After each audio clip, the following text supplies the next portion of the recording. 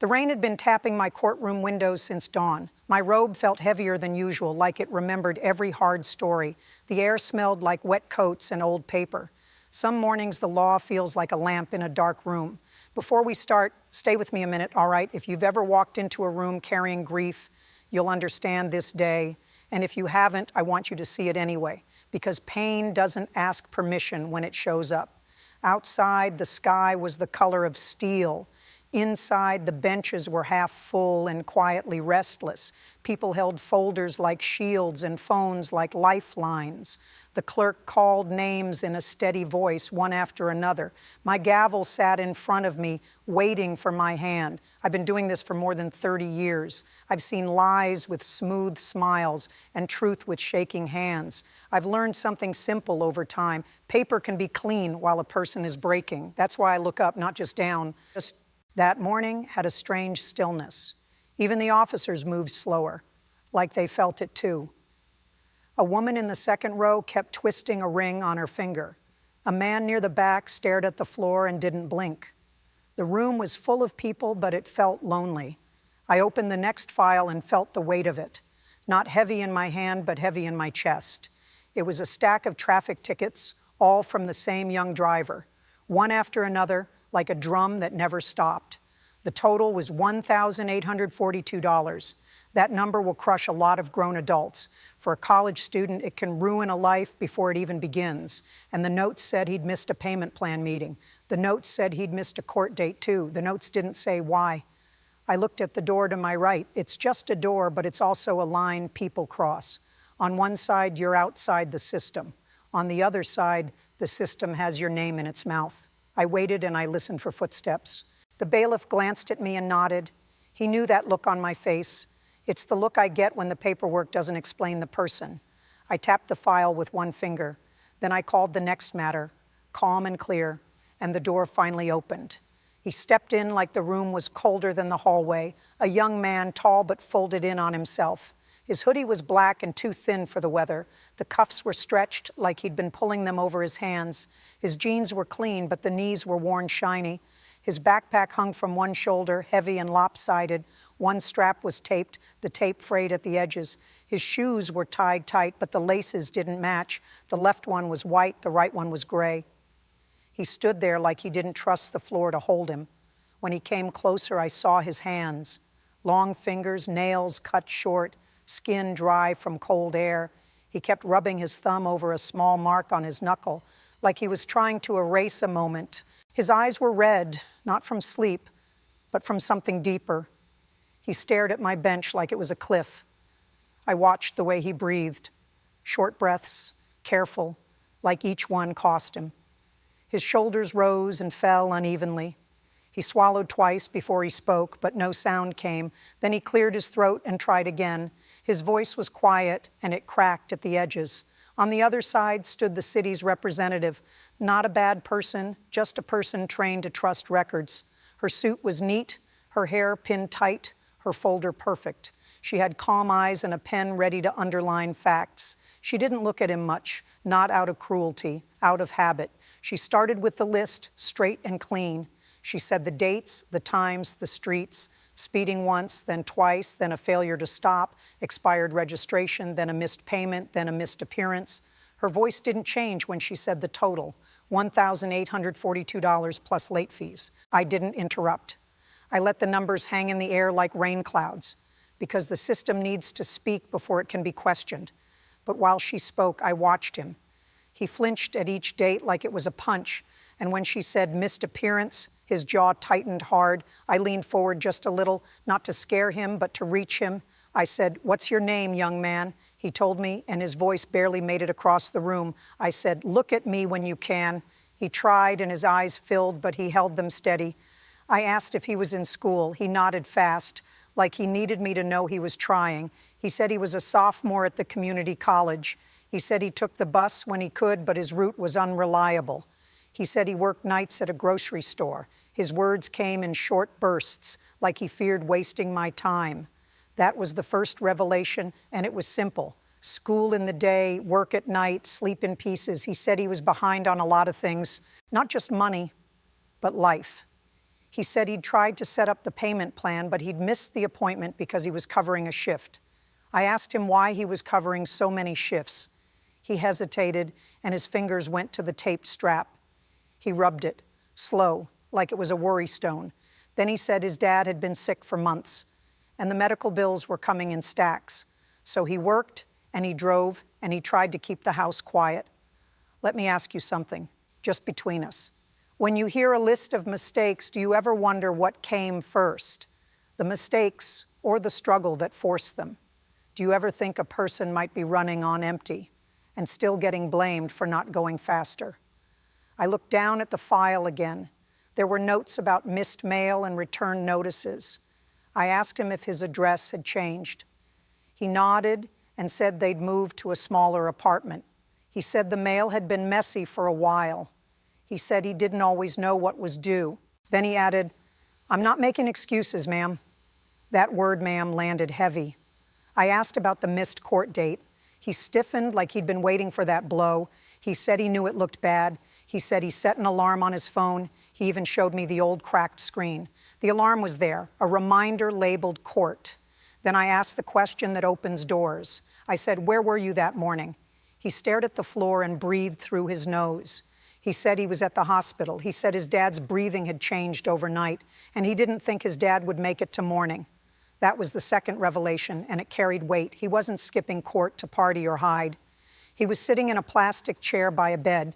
He described the sound of machines and a small cup of ice melting. He said he held his dad's hand until his fingers went cold. When he said that, his throat closed and he stopped talking. I didn't rush him. I've learned silence can be mercy. The prosecutor shifted her feet just once. The clerk's typing slowed. The room seemed to shrink around this young man, and still there was one more thing waiting inside him. I noticed a folded paper in his hoodie pocket. It wasn't a ticket, and it wasn't a bill. It was thicker, like a cardstock program. I asked him what it was. His hand shook as he pulled it out. It was a funeral program, creased from being held too much. The third revelation didn't come as a speech. It came as a date printed in black ink. His father's service had been 2 days before. Not months ago, not last year, but 2 days. He said, "I came here anyway because I didn't know what else to do." And the room broke in the quietest way. A woman on the bench behind him covered her mouth. An officer near the wall looked away and blinked hard. Even the prosecutor's face changed just a little. The young man pressed the program to his chest, like it was the only solid thing left in his world. And he stood there waiting for me to punish him. I sat back in my chair. The law gives me power, but it also gives me responsibility. I turned to the prosecutor and asked her to slow down with me. I said, "Do we have any proof of notice delivery?" She started to answer, then stopped. She checked her folder again, and her pen hovered. She said some mail had been returned as undeliverable. I asked about the hospital morning. I said, "Do we have a timestamp for his missed appearance?" She said the record showed the session started at 9. I asked if we had any video from the courthouse lobby. The clerk pulled it up, and the screen glowed in the dim room. We watched grainy footage with the time in the corner. In the video, I saw him. Same hoodie, same backpack, same hunched shoulders. He was at the front door, tugging it, confused. Then he stepped back and read a sign. The sign was small, taped to glass. It said the building entrance had changed for construction. He walked to the side fast, then stopped. He stared at his phone, then at the building, then back again. His shoulders rose like panic. He jogged around the corner and disappeared. The time in the corner kept moving forward. By the time he came back on another camera, he was at the wrong door again.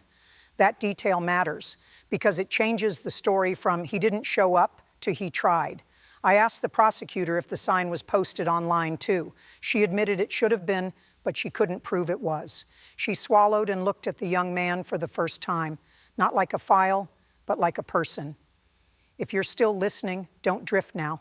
This is the moment that decides what kind of world we live in. A world that punishes confusion, or a world that corrects it, a world that counts grief as laziness or grief as real. Stay right here with me.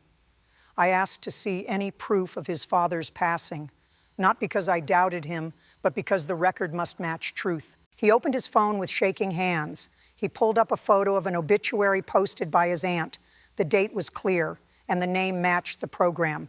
He handed the phone to the bailiff, and the bailiff brought it to me. I studied the screen like it was a mirror. A smiling man in a work uniform, arm around his son, the same young face beside him, only lighter, only open. The caption said, "Beloved father," and I believed it. I handed the phone back and felt my chest tighten. This was not a scam. This was a kid standing in the rain of life. I turned to the prosecutor again. I said, "What is the purpose of these fines?" She gave the standard answer. She said, "They deter unsafe driving and pay for public safety." I nodded, because that's true in a clean world. Then I asked, "Does crushing him make the street safer today?" She didn't answer right away. I laid it out in plain words. I said, "He's not refusing responsibility." I said, "He's drowning and he showed up anyway." I said, "He tried to enter this building and got turned around." I said, "And he buried his father 2 days ago." The room held its breath like it was one body. The prosecutor tried one last defense of the rules. She said the tickets were still valid violations. She said the city couldn't dismiss everything without a reason. She said if they made exceptions, people would expect them. Her voice was softer now, but it was still a wall. So I answered the wall with a door. I said, "The reason is right in front of us." I said, "Justice isn't a machine that eats the same coin from everyone." I said, "A fine should teach, not destroy." I said, "And the law allows discretion."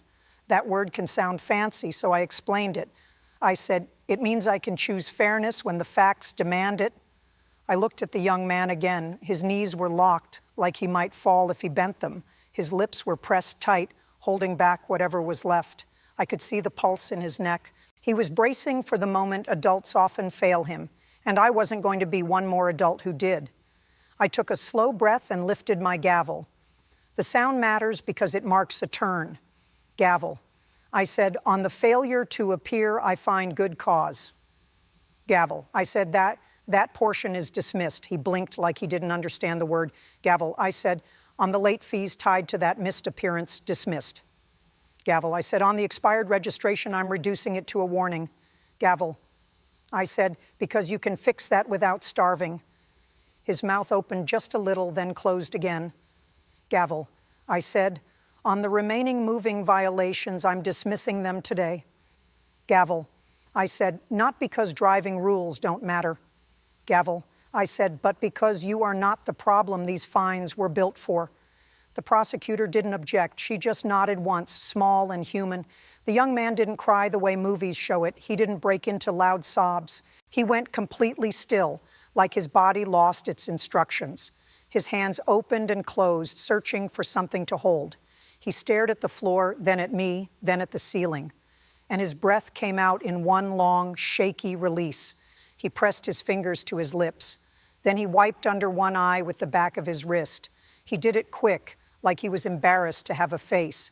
His shoulders dropped, not in defeat, but in relief. For the first time, he looked his age, just a kid in a hoodie trying to survive. I set the gavel down and leaned forward. I said, "Listen to me." I said, "You did the right thing by coming here." I said, "I'm sorry about your dad." Short sentence. I let it sit because apology needs space. Then I did something I don't do often. I stepped down from the bench. My shoes clicked on the floor and every head turned. I walked around the rail, slow and careful. I stopped a few feet from him and asked, "May I?" He nodded before I finished the words. I put my arms around him, gentle and brief. Not a show, not a stunt, just a human moment. He didn't move at first. Then his hands rose and held my shoulders like he needed proof. He trembled once, hard, and then he steadied. The room stayed silent, like it understood this was sacred. From the back, a voice cleared. An older man stood wearing a work jacket with a name patch. He said he was the student supervisor at the grocery store. He said the kid never missed a shift unless it was serious. He said he'd seen him study on break with tired eyes. He said, "He's a good one, Judge Judy." And I believed him. If this touched something in you, hold on to it. Not for me, but for the next person you see who looks worn down. Sometimes the kindest thing is simply noticing. Sometimes that's the start of saving someone. And sometimes it's the only hug they get that week. I returned to my seat and picked up my gavel once more. Gavel. I said, "You owe the city nothing today." Gavel. I said, "But you owe yourself a future." He nodded, eyes wide, like he was afraid to hope. I told him to go to the clerk for a clean printout. Then I told him to go home and sleep. 2 weeks passed, and I thought the story would end there. Most stories do, at least for me. But this one didn't. Someone in the courtroom had posted about it online, not with anger, not with blame, but with wonder. And the wonder spread. My chambers received letters. Not a few, but stacks. There were 387 emails in the first week. There were 49 handwritten notes with stamps and careful cursive. One woman sent a grocery card for $63. A retired teacher sent a check for $112 with a note that said, "For books." The young man's supervisor told me people came into the store asking for him. One man offered a used car with new tires. A local mechanic offered free labor if the kid paid for parts. A small scholarship fund called the college. They set aside $1,575 in his name. The numbers weren't perfect or round, and that's how I knew they were real. The prosecutor stopped by my courtroom one morning. She looked tired but different, like something had shifted inside her. She said she'd started asking more questions before reading totals. She said she'd begun to look at faces, not just forms. She didn't say it like a confession. She said it like a promise. Then she thanked me and left quietly. 6 months later, on another rainy day, he came back, not because he had to, because he wanted to. This time, his hoodie was gone. He wore a simple button shirt, clean and pressed. His hair was trimmed and his face had more color. The weight around his eyes was still there, but softer. He carried the same backpack, but the strap wasn't taped anymore. It had been stitched neat and strong. His shoes matched, and they weren't scuffed at the toes. He stood straighter, not proud, but steadier. When he looked at me, he didn't flinch. He smiled, small, like he remembered the hug. He brought someone with him, a woman in a pale sweater, his mother. She held a folder close to her chest, but her hands were calm. When she spoke, her voice shook, but she didn't fall apart. She said she'd been afraid to come to court before. She said she thought court was where hope went to die. Then she said, "Thank you for letting my son breathe again." He told me he'd fixed his registration. He told me he'd finished the semester with all passing grades. He said he'd changed his work schedule to sleep at night. He said he was training for a better position at the store. Then he pulled something from his bag, a folded paper, but not a funeral program. It was a class schedule for next term. He'd circled 2 courses with a pen. One was on emergency care, the other was on public service. He said, "I want to help people the way you helped me." He looked down when he said it, like it felt too big. I told him, it's not too big. Short sentence. I meant it. Before he left, he said he still missed his dad every day. He said some mornings he reached for his phone to call him. He said grief didn't go away, it just changed clothes. Then he touched the stitched strap on his backpack. He said fixing that strap was the first thing he did with the help. He said it made him feel like life could hold again. So let me ask you a strong question, and I want you to answer it honestly. Who in your life is carrying more than they can hold right now? And what would happen if you helped them carry just one small thing? Would it change their week? Would it change their whole future? Would it change yours too? That evening after the courtroom emptied, I sat alone. The benches were bare, the lights dim, the air still. I could hear the soft hum of the building settling. I held my gavel for a moment and felt its smooth handle. It's a tool, nothing more until a person gives it meaning. People think this job is about being tough. Sometimes it is. Rules matter because they keep us safe. But rules without mercy become a hammer. And most people who walk into my courtroom are already bruised. So I try to be the place where truth can breathe. I've learned that justice isn't cold. It's clear. It sees what happened and it sees why. It holds people accountable without throwing them away. And when grief walks through my door, I don't pretend not to notice. Because the law can't hug you, but I can. Some nights I go home and I still hear voices. Not the loud ones, the quiet ones, the ones that say, "I tried," the ones that say, "Please." Those voices are why I show up when the rain hits the windows. They remind me what the bench is really for. In the end, it wasn't about tickets. It was about a young man standing in a storm, refusing to disappear. It was about a room full of strangers choosing to see him, and it was about a judge remembering she's human first. That's the kind of justice I still believe in. Sometimes mercy is the whole point.